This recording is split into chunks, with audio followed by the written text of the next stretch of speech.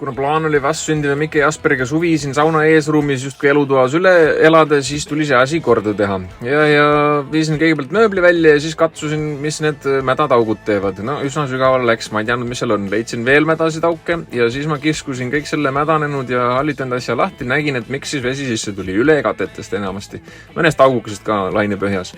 Kõik selle mädantärgi eemaldasin ära ja panin toast leitud plaadid peale ja siis ma läksin katusele avastama, miks see vesi sisse tuleb. Noh, soga oli täis, sellepärast tegin väikse tule ja siis mõtlesin, värvin mingi järele jäänud valge värviga siis natukese seina valgemaks, et oleks see koobas heledam.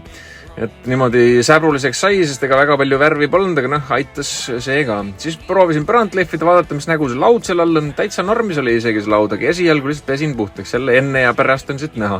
Ja siis tuli siibriauk ka teha, sellepärast, et muidu see korsten vedas kõik sooja kogu aeg välja. Paps mul siuke osav mees, see tegi mulle siis ühe siibri siukse valmis, et natuke väike oli, aga läks auku. Järgmises osas vaatame täpselt, mis saab.